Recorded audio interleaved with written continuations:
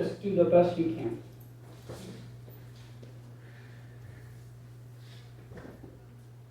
Yeah, but thanks for that question. Very, very, very important. Okay, so a person is unresponsive. We assess breathing, not breathing, then immediately 30 compressions, 2 breaths. When can we stop? When can we stop CPR? Usually when EMS is there. Absolutely, absolutely. I love that answer. The reason why I love that answer is because that's what's going to happen. In real life, I would say 98% of the time, you're going to stop when the paramedics come, when the firemen come, when help arrives. Okay? And now, surprisingly, you can actually stop if you're too tired. So you're doing the chest compressions and 2 breaths, chest compressions and 2 breaths, and all of a sudden say, oh, I can't do it. I'm just too tired. You have that right to stop, because we don't want there to be 2 casualties, right? Because as you experience, it's quite a workout, and there are people that may just get a heart attack themselves when they're helping somebody, and we don't want that because you're the first priority. So if you're too tired, stop. Okay.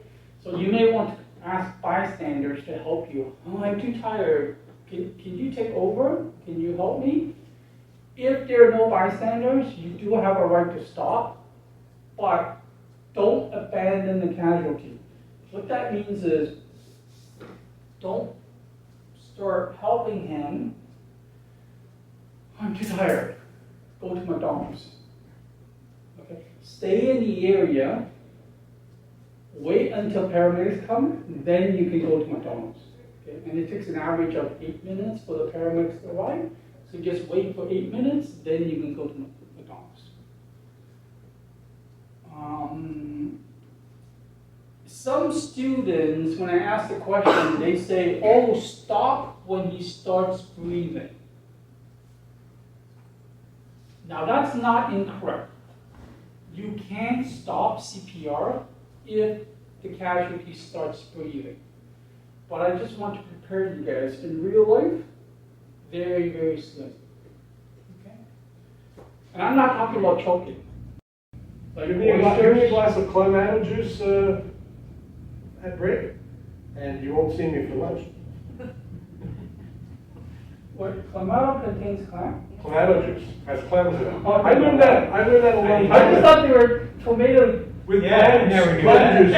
No, with clam juice in it. Oh, I didn't know that. Oh, Good no. thing I had beer with mine. I learned that many years ago when I was not even maybe 20 years old. Yeah. Gotta watch those seafood sauces. Mm. Same idea. I did not know that. Okay. Yeah, so I'm allergic to, actually I'm allergic to a lot of things. I'm allergic to pollen. So when I was young, I sneezed a lot. Whenever it's the ragweed season, I think. But for some reason, it just disappeared as I grew. I don't really understand it. Just get water allergies. Yeah. And I'm also allergic to the melons, the cantaloupe and the honeydew. Whenever I eat them, I can feel my skin scratch. So I feel there's something wrong. But it's not so severe that it constricts. But for children, other children, it is so severe that it constricts it and they cannot breathe. The more common ones are bee sting, peanuts is a big one, even nuts. Yeah. Nuts, yeah, they can be allergic to. So, the way we help a child that's having an anaphylactic reaction, EpiPen. Okay? Auto injector. Alright, so let me start with the EpiPen. Now, this orange part comes out to cover the needle so it doesn't poke anything else. Okay? This is garbage. But don't throw in the garbage can. When I say this is garbage, I mean this is, Can't be used. it cannot get used, exactly, it cannot be used again. But keep it and give it to the paramedics when they come, because they need to have a record.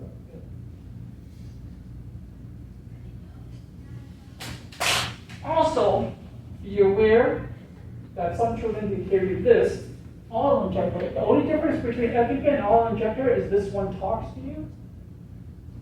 Okay, so this one is a little bit more expensive because it talks to you. $120, $99.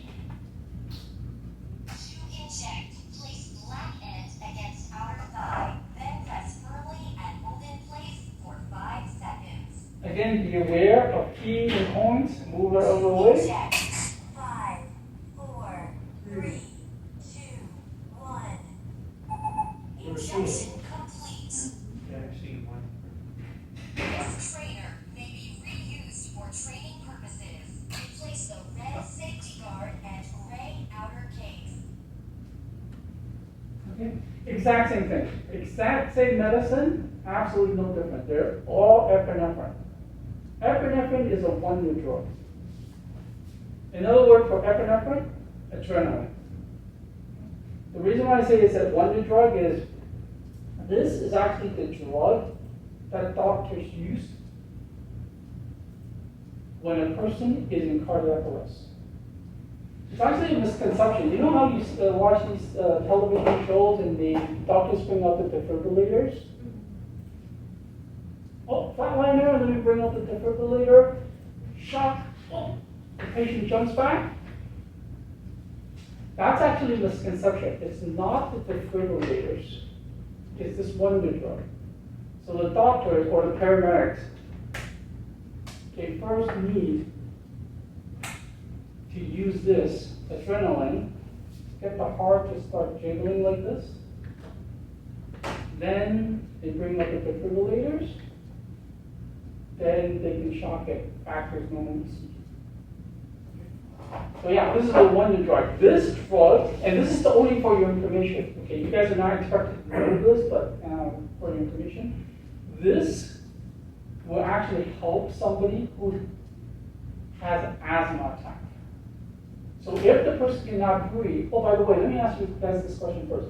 How can we tell the difference between a person having an asthma attack and a person that's having an anaphylactic reaction? But the both just came.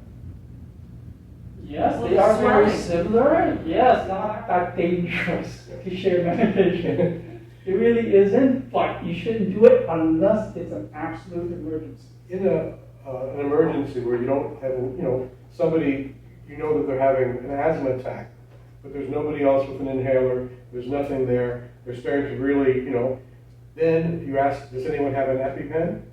Would you then administer the EpiPen? Oh, good question. All right, so you bring out. You got no question. Okay, fine. Here's the thing.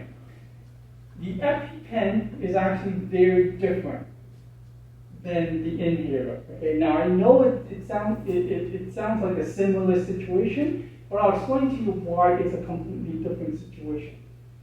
This one is only one dose. Once you use it, the original child will have no more EpiPen. And I get it that some children they carry 2, but the reason why they carry 2 is because the chances are they need 2.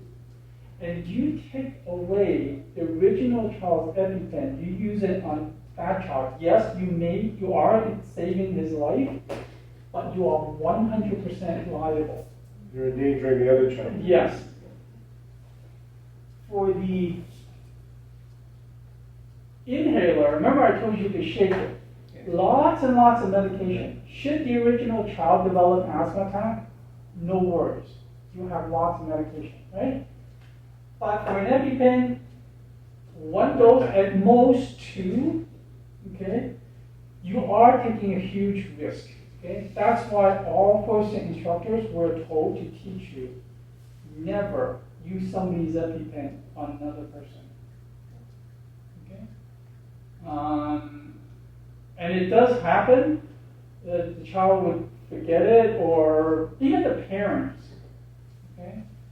They will let it expire. There are expiries on it. Oh, by the way, if the EpiPen expired, do we still use it? Yes. Yes, absolutely. Not ideal. Better than nothing. Not ideal, but if it expires, please still use it. And the reason is